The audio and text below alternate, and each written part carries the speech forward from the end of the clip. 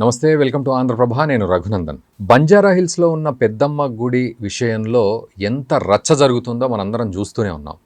గత వారం రోజులుగా ఎంతోమంది బాధపడుతూ ఉన్నారు. అటు పెద్దమ్మ గుడిని పూర్తిగా కూల్చివేశారు. అంటే నిజానికి అదొక చిన్న గుడే, గ్రామదేవత, కానీ ప్రతిష్ఠ చేసుకుని తరతరాలుగా తాతల కాలం నుంచి వస్తున్న గుడి. ప్రతి సంవత్సరం బోనం సమర్పిస్తున్నారు, ఉత్సవాలు చేసుకుంటున్నారు, పండగలు చేసుకుంటున్నారు. అక్కడ ప్రతి భక్తుడు అక్కడికి వెళ్ళి ఆ చుట్టూ ఉన్న వాళ్ళంతా ఆ అమ్మవారికి భక్తులే. ఎక్కడెక్కడి నుంచో కూడా వచ్చి దండం పెట్టుకొని వెళ్తూ ఉంటారు. అట్లాంటి బంజారాహిల్స్లో ఉన్న ఆ పెద్దమ్మ గుడిని కూల్చివేసే ప్రయత్నం చేసింది ప్రభుత్వం. ఎందుకు కూల్చివేసింది అంటే మాత్రం ఇప్పటివరకు ప్రభుత్వ అధికారులు ఎవరూ సమాధానాలు ఇవ్వట్లేదు. అక్కడ ఉన్న స్థానిక ఆఫీసర్లు కావచ్చు, లేకపోతే ఆర్డర్స్ ఏమైనా ఇచ్చారా అంటూ కలెక్టర్ కానీ ఎవ్వరూ కానీ ముందుకు రావట్లేదు. ఇవన్నీ కూడా మనం మాట్లాడదాం. మనతో పాటు హిందూ జనజాగృతి సమితి స్టేట్ కోఆర్డినేటర్ చేతన్ గాడి గారు ఉన్నారు.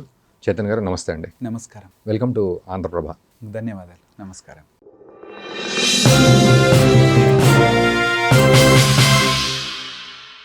సార్, అంటే ఈ పెద్దమ్మ గుడి విషయంలో ఇది గవర్నమెంట్ ల్యాండ్, ఇవన్నీ అసలు ఏమిటి సమస్య? ఎక్కడ స్టార్ట్ అయింది? ఒక్కసారి అక్కడి నుంచి తీసుకుందాం మనం. అసలు ఎక్కడ స్టార్ట్ అయింది? ఎందుకంటే చాలామందికి తెలియట్లేదు. పెద్దమ్మ గుడి అనగానే జూబ్లీ హిల్స్ పెద్దమ్మ గుడి అని చాలా వరకు అనుకున్నారు. కానీ తర్వాత తెలిసింది కాదు, బంజారా హిల్స్లో ఉన్న పెద్దమ్మ గుడి అని. కానీ తీరా చూస్తే ఒక చిన్న గుడి ప్రాంగణం మాత్రమే కనబడింది. దాంతో ఏంటంటే ఒక చిన్నదేదో అడ్డం వచ్చిందేమో రోడ్డుకి, లేదా గవర్నమెంట్ ల్యాండ్ అంటున్నారు కదా అని కొంత అక్కడ డైల్యూట్ అయింది విషయం. బట్ నిజానికి ఇక దేవత అన్నప్పుడు ఖచ్చితంగా దేవతే. 10 మంది కొలుస్తున్నారు, 100 మంది అక్కడ వచ్చి బోనాలు సమర్పించుకుంటున్నారంటే ఖచ్చితంగా అది ఒక శక్తి కేంద్రమే. మరి అటువంటి కేంద్రాన్ని కూలగొట్టారు అంటే ఇది నిజంగా రచ్చ జరుగుతున్న సందర్భమే. బట్ ఏమిటి అసలు, ఎట్లా జరిగింది ఇదంతా స్టార్టింగ్? ఆంధ్రప్రభ ప్రేక్షకులందరికీ కూడా నమస్కారాలు తెలియజేస్తున్నాను. రఘునందన్ గారు, ఇది చాలా బాధాకరమైనటువంటి అంశం ఇక్కడ. ఎందుకంటే ఈరోజు ఏదైతే వీళ్ళు ఒక కారణం ఏదైతే చెప్తున్నారో, అంటే ఇది Banjara hills road number 12 MLA కాలనీలో ఒక చిన్నగా గ్రామ దేవతగా కొలుస్తున్నటువంటి పెద్దమ్మ తల్లి ఆలయం అన్నమాట. అది అక్కడ స్థానికులు చెప్తున్నటువంటి అంశం ఏంటంటే, ఇది తరతరాలుగా అంటే మన తాత ముత్తాతల నుండి ఇలా వస్తూ ఉంది. ప్రతి సంవత్సరము ఆషాఢ మాసంలో బోనం సమర్పించుకుంటూ ఉన్నారు. ఈసారి కూడా ఏదైతే ఏ రోజైతే ఈ ఒక దేవాలయాన్ని కూలగొట్టారో దాని వెనక రోజే, దాని ముందు రోజే అక్కడ బోనం సమర్పించడం జరిగింది. సో తర్వాత రోజు వచ్చేసి దాన్ని కూల్చేశారు. కారణం ఏంటి అని చెప్తున్నారు అంటే, ఇది ప్రభుత్వం ల్యాండ్ అని ఒక మాట వాళ్ళు అంటున్నారు. సో నేను ఒక మాట అడుగుతున్నాను ప్రభుత్వానికి, ఇది ప్రభుత్వం ల్యాండ్ అని మీరు అంటున్నారు, మీ ల్యాండ్ అని చెప్పడానికి మీకు ఏదైనా ఒక నిర్ధారణ కావాలి కదా, మీరు ఎలా నిర్ధారించారు? ఇప్పుడు గవర్నమెంట్ ఒక ల్యాండ్ ని అక్వైర్ చేసుకోవాలి అంటే దానికి కూడా రూల్స్ ఉందన్నమాట. తెలంగాణ ల్యాండ్ అక్విజిషన్ యాక్ట్ అని ఉంటుంది. సో ఇందులో ఇప్పుడు ల్యాండ్ ఉంది, 70-75 సంవత్సరాల నుండి 80 సంవత్సరాల నుండి ఇది ఇప్పుడు వస్తుంది అంటే అది గుడి ల్యాండ్ కూడా అయి ఉండొచ్చు కదా.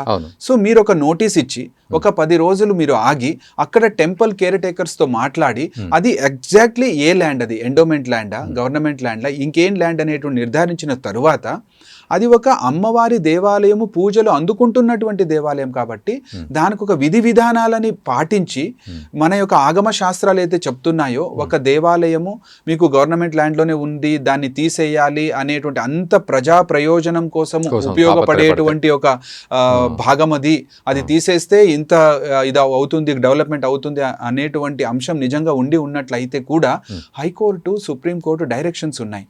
ఆగమ శాస్త్రాలు మనకి ఎలా దాన్ని ఒక ప్లేస్ నుండి రీలొకేట్ చేయాలంటే ఏం చేయాలనేటువంటి దానికి రూల్స్ రెగ్యులేషన్స్ ఉన్నాయి. ఓకే, ఈ రూల్స్ అండ్ రెగ్యులేషన్ శాస్త్రం గురించి మాట్లాడే ముందు నిజానికి అండి అక్కడ ఉన్న సిచ్యువేషన్ ప్రకారము అంటే నిజంగా రాత్రి కూల్చేయాల్సిన అంత ఎమర్జెన్సీ ఏముంది అంటే, నిజంగా ఏమన్నా రోడ్ వైడనింగ్ లేకపోతే గవర్నమెంట్ ల్యాండ్ అని చెప్పి తీసేసుకోవడానికా? కేవలం అంతే. అది రోడ్ వైడనింగ్ కోసం కానీ, ఎక్కడ రోడ్ మధ్యలో ట్రాఫిక్ కి అంతరాయంగా లేదా ఇంకేదో కబ్జా చేసి నిర్మాణం చేసినటువంటిది కాదు. అది లోపల ఫారెస్ట్ అప్పుడు యాక్చువల్లీ ఇంత డెవలప్మెంట్ లేదు కదా, అప్పుడు ఉన్నటువంటి, ఇప్పుడు అక్కడంతా డెవలప్మెంట్ అయింది. కానీ ఇది కూడా చాలా లోపల ఉంది. మనం వీడియోస్ చూస్తుంటే మనకు తెలుస్తుంది అనమాట. సో అంత లోపల ఉన్నటువంటి ఆలయాన్ని ఏకాఏకిగా వర్షం వస్తున్నా కూడా అక్కడ నిలబడి ఎంఆర్ఓ అక్కడ కూర్చొని దాన్ని కూలగొట్టడం అంటే ఇది ఖచ్చితంగా ఎవరు ఎవరితో ప్రోద్బలంతో చేసినటువంటిది అనేది చాలా క్లియర్గా అర్థమవుతుంది సార్. ఎందుకంటే ఇక్కడ వీళ్ళు ఎవరిని అడగకుండా ఏ రకమైనటువంటి సజెషన్స్ తీసుకోకుండా గవర్నమెంట్ రూల్స్ని కూడా పక్కన పెట్టి వీళ్ళు దాన్ని పూర్తిగా డెమాలిష్ చేశారు. అంటే ఇందులో గవర్నమెంట్కి ఎందుకు ఇంత అత్యుత్సాహంగా వాళ్ళు చేశారనేటువంటిది ఇప్పటికీ కూడా అర్థం కాని పరిస్థితి.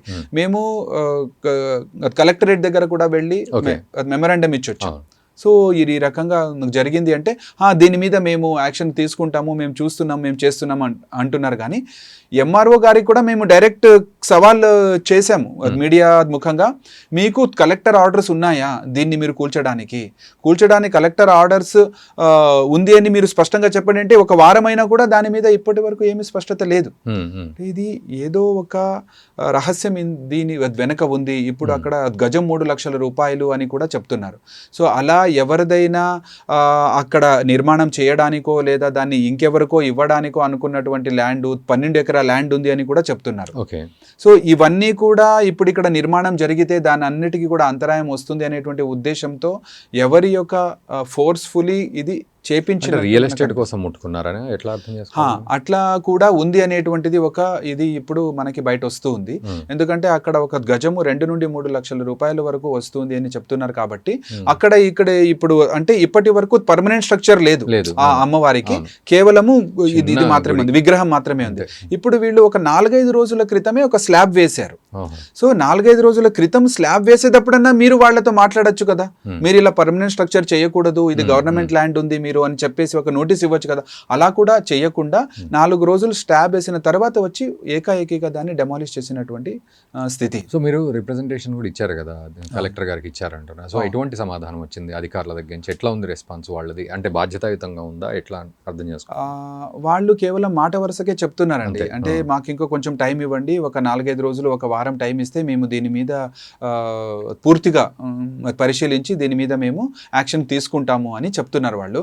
కానీ మేమే చెప్తున్నామంటే ప్రభుత్వమే దగ్గరుండి కూల్చింది కదా, ఎంఆర్ఓ గారే అక్కడ నిలబడి కూల్చేశారు కదా, మీకు ఏ ఆర్డర్స్ ఉండి మీరు అలా చేస్తున్నారు దాన్ని అయినా స్పష్టంగా చెప్పండి అంటే దాని గురించి కూడా ఇప్పటి వరకు ఏ సమాధానం అనేటువంటిది రాలేదు. బట్ చాలా వరకు పోలీసులు మాత్రం అక్కడ ఉండి వచ్చిన వాళ్ళని అడ్డుకోవడం, వీలైతే నేతలను అరెస్ట్ చేయడం, హౌస్ అరెస్ట్ చేయడం, ఇలాంటివన్నీ అయితే చేస్తున్నారు. కంప్లీట్లీ జరుగుతూనే ఉంది. పోలీస్ ఫోర్స్ అక్కడ పెట్టి ఎవరికి వాళ్ళని పూర్తిగా అంటే మీకు స్టార్టింగ్ డే చేసినటువంటి ఇది ఉంటే ఏదైతే ప్రొటెస్ట్ ఉందో అప్పుడైతే 70-80 మందిని మీకు బొల్లారం స్టేషన్ లో వాళ్ళు తీసుకెళ్లిపోయారు. సో అంటే పూర్తిగా ప్రభుత్వం అంతా కూడా సహకరించుకొని వాళ్ళ పోలీస్ డిపార్ట్మెంట్, ఇటు ఎంఆర్ఓ వీళ్ళందరూ కూడా అందులో ఉన్నారు సార్. అంటే ఎవరితో డైరెక్షన్స్ ఖచ్చితంగా ఉంది అనేటువంటిది ఇక్కడ చాలా క్లియర్ గా అర్థమైపోతుంది. సో మేమేం అడుగుతున్నామంటే సార్, ఇప్పుడు ఈ ఒక తెలంగాణ ప్రభుత్వం ఏదైతే ఉందో ఇందులో కొన్ని వేల కోట్ల రూపాయలు ఈ మన దేవాదాయ ధర్మదాయ శాఖ అంటే మన ఎండోమెంట్ డిపార్ట్మెంట్ నుండి కొన్ని వేల కోట్ల రూపాయలు గవర్నమెంట్కి వస్తున్నాయి కదా ఆదాయము. సో అంత ఆదాయం మీరు ఒకవైపు నుండి దేవాలయం నుండి తీసుకుంటున్నారు, ఇంకొక వైపు నిర్దాక్షణ్యంగా ఎటువంటి నోటీస్ ఇవ్వకుండా హిందువుల మనోభావాలకి ఏ రకమైనటువంటి రెస్పెక్ట్ ఇవ్వకుండా తీసుకెళ్లి కూల్చేస్తున్నారు కదా, ఇది ఎక్కడ న్యాయము? భాగ్యనగర్లో, హైదరాబాద్లో మీకు షేక్పేట్ ఎంఆర్ఓ చేసింది కదా, ఇది షేక్పేట్లో నేను అడుగుతున్నా, షేక్పేట్లో ఎక్కడ కూడా గవర్నమెంట్ ల్యాండ్ని కబ్జా చేసినటువంటి వేరే స్ట్రక్చర్స్ లేవా? లేదా మసీదులు కానీ దర్గాలు కానీ రోడ్ మధ్యలో ఏదైతే ఉంటుందో అవి మీకు కనిపిస్తలేదా? మరి దాని మీద ఎందుకు యాక్షన్ తీసుకోవట్లేదు? దాని మీద యాక్షన్ తీసుకోండి, ఒకటి తీసుకొని చూపించండి మీకు ధైర్యం సాహసం ఉంటే. సో హిందువులు ఏమి చెయ్యరు అనేటువంటి ఒక భావన మీకు. సో ఇది చాలా అంటే ఇది సెక్యులరిజం అనేటువంటి పేరుతో అంటే హిందువులని తొక్కాలి, మైనారిటీని బుజ్జగించాలి, ఇదే సెక్యులరిజం డెఫినేషన్ అయిపోయింది సార్ ఈరోజు. సో దేవాలయాల సందర్భంలో ఇది ఒకటే కాదు కదా, ఎన్నో సందర్భాలలో దేవాలయాల మీద దాడి జరిగింది. బట్ మనం అనుకుంటున్నట్టు అక్కడ రోడ్డు వైడనింగ్ సమస్య కూడా కాదు కదా, ఒకవేళ అది ఉంది అంటే వెంటనే ఏదో దాని మీద ఒక డిస్కషన్ ఉంటది. బట్ అది కూడా కాదు కదా, అది కూడా కాదు. ఎక్కడో అడవిలో అక్కడంతా చెట్లు ఇంకా ఉన్నాయి, ఇంకా చెట్లు ఉన్నాయి.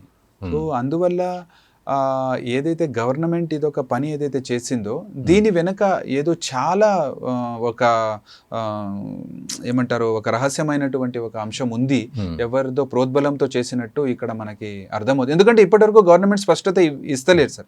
ఇది ఇప్పుడు ఒక వారం నుండి కొన్ని వందల మంది ప్రతిరోజు ఏదైనా అక్కడ ప్రొటెస్ట్ జరగడము, అక్కడ బోనం సమర్పించుకోవడము, లేదా దాని గురించి కలెక్టర్కి మెమరాండం ఇవ్వడము, ఇలా టీవీలలో ఇంటర్వ్యూస్ ఇవ్వడం, ఇంత చేస్తున్నా కూడా ఎవరి నుండి కూడా ఏ రకమైన స్పష్టత అనేటువంటిది రావట్లేదు. క్లారిటీ లేదు. clarity బాధ్యత లేదు. ఉంది, ఇవ్వాల్సిన బాధ్యత కానీ ఎవరు ఇవ్వట్లేదు. ఎవరు ఇవ్వట్లేదు. అంటే హిందువుల మనోభావాలకి ఇక్కడ ఏ రకమైన వాల్యూ లేదు అనేటువంటిది చాలా స్పష్టంగా అర్థమైపోతుంది. థ్యాంక్ యూ వెరీ మచ్ అండి. చాలా ధన్యవాదాలండి.